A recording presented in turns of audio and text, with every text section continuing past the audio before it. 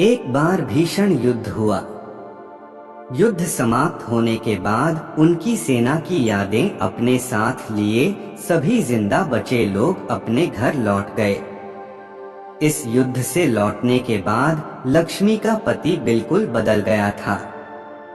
युद्ध की समन्वयता ने उनके दिलो दिमाग पर बहुत गहरा प्रभाव डाला और उनके मिजाज को बहुत बदल दिया। अब वह हमेशा गुमसुम रहता है और बात बात पर गुस्सा करने लगता है। उसका स्वभाव ऐसा हो गया था कि लक्ष्मी को उससे डर लगने लगा था। पति की ऐसी स्थिति देखकर उसे पति के स्वास्थ्य की चिंता होने लगी। किसी ने उसे एक अच्छे वैद्य के बारे में बताया और उसके पति का इलाज उनके पास देने के लिए योजना। अपने पति के उपचार के लिए लक्ष्मी उस वैद्य के पास गई। वह वैद्य अपनी झोपड़ी में बैठकर अपनी कुछ दवाएं तैयार कर रहा था। लक्ष्मी ने उस वैद्य को अपने पति के व्यवहार में युद्ध के बाद आए परिवर्तन की समस्या को आहत बताया। लक्ष्मी ने वैद्य से गुजारिश की कि वो अपने पति का ऐसा इलाज कर दे जिससे उसका पति पहले की तरह ही प्रेम पूर्वक व्यवहार करे। उस वैद्य ने लक्ष्मी को 3 दिन बाद आने को कहा। 3 दिन बाद जब लक्ष्मी उस वैद्य के पास पहुंची तो वैद्य ने कहा कि आपके पति की बीमारी बहुत ही भयंकर है और उसे ठीक करने के लिए एक विशेष प्रकार की औषधि तैयार कर लेगी। वैद्य ने आगे कहा कि मुझे ये दवा तैयार करने के लिए जिंदा शेर का एक बाल चाहिए। अगर तुम अपने पति को ठीक करके फिर से पहले जैसा देखना चाहती हो तो तुम कहीं से भी मुझे जिंदा शेर का एक बाल लाकर देंगे, तभी मैं ये खास औषधि तैयार कर पाऊंगा जिसके गुण से ही पति बिल्कुल पहले जैसा हो जाएगा। लक्ष्मी तो जीवित शेर के बाल की बात सुनकर सहम गई और उन्होंने वैद्य से जीवित शेर का बाल लेकर आने में असमर्थता जान दी। उसने वैद्य से कहा, वैद्य महाराज आप ही आकर्षित, मैं एक जीवित शेर के बाल लेकर आ पाऊंगी। आप कृपया करके मेरे पति के लिए कोई दूसरा उपाय बताएं। वैद्य ने भी लक्ष्मी से कह दिया, आपके पति का उपचार केवल जीवित शेर के बाल से बनी विशेष औषधि से ही किया जा सकता है। इसके अलावा इस बीमारी का कोई इलाज नहीं है। अगर तुम शेर का बाल नहीं ला सकती है तो तुम्हारा आकर्षण घनिष्ठ है। वैद्य के मुंह से ऐसी बात सुनकर लक्ष्मी परेशान हो गई, लेकिन कोई और यह करते ना देख आखिरकार वो जिंदा शेर के बच्चे आने को तैयार हो गए।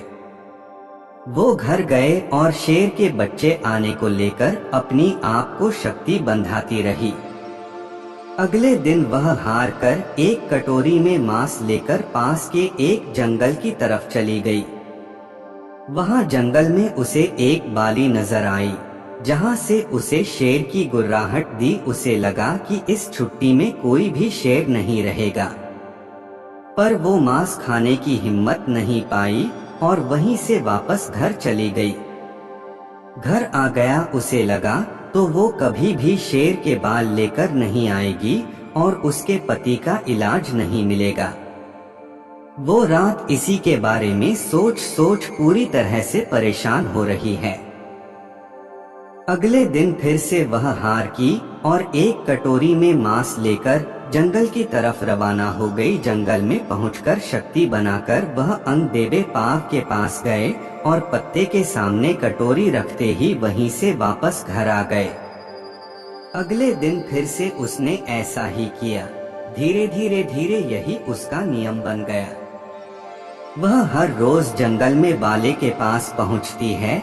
एक दिन पुरानी कटोरी उठाती है और मांस से भरी नई कटोरी युक्त दबे पाव वहां से निकलकर वापस अपने घर लौट आती है। ऐसा करते हुए वह कई दिन हो गए, लेकिन अभी तक उनका शेर से कभी सामना नहीं हुआ था। धीरे धीरे लक्ष्मी का कम होना, अब वो बहुत इत्मीनान से जा सकते हैं। और मांस की कटोरी की पत्तियां निकालकर रखी जाती हैं। कुछ दिनों तक ऐसा ही रहने के बाद एक दिन उसने देखा कि शेर के पत्ते में बाहर की तरफ ही बैठा है। धीरे धीरे कमजोर होकर धीरे धीरे गिरने की दिशा में बढ़ने लगी। शेर ने उससे कुछ नहीं कहा। लक्ष्मी ने मांस से भरी कटोरी वहां रखी और खाली कटोरी लेकर वहां से रवाना हो गईं। इसी प्रकार कई और दिन के आंकड़े गए। लक्ष्मी के प्रति शेर का स्वभाव अनुकूल हो गए। वो कभी भी उसके आने पर आक्रामक नहीं होता। शेर के इस दोस्ताना बर्ताव के कारण अब लक्ष्मी कभी कभी उसे सहला भी देती थी। लक्ष्मी को शेर के पास करीब महीने के निशान गए, तब उसे लगा कि अब वह शेर के बाल काट सकता है। अगले दिन वह अपने साथ एक छोटा चाकू छुपाकर चला गई और शेर को सहलाते पुचकारते हुए लक्ष्मी ने शेर के कुछ बाल काट लिए। शेर के बाल मिलते ही लक्ष्मी तुरंत वैद्य के पास पहुंच गए और उन्हें शेर के बाल दिखाए गए। वैद्य ने उससे पूछा कि उसने ये शेर के बाल कैसे हासिल किए। लक्ष्मी ने वैद्य को अपने 6 महीने की पूरी कहानी सुनाई। लक्ष्मी की पूरी कहानी सुनने के बाद वैद्य ने उसी समय शेर के बालों के बारे में बता दिया और लक्ष्मी को समझाते हुए कहा कि मनुष्य शेर से ज्यादा खतरनाक नहीं हो सकता। यदि वह प्यार और धैर्य से शेर को अपने वश में कर सकती है तो पति को क्यों नहीं मिल गया था लक्ष्मी को अपनी पति की बीमारी का इलाज। दोस्तों, इस कहानी का नैतिक यही है कि प्यार ही वो अटैचमेंट है जिससे हम किसी को भी अपना बना सकते हैं। तो दोस्तों, आपको प्यार और मोटिवेशनल कहानी कैसी लगी कमेंट में जरूर बताएं। कहानी को ज्यादा से ज्यादा शेयर करें। धन्यवाद।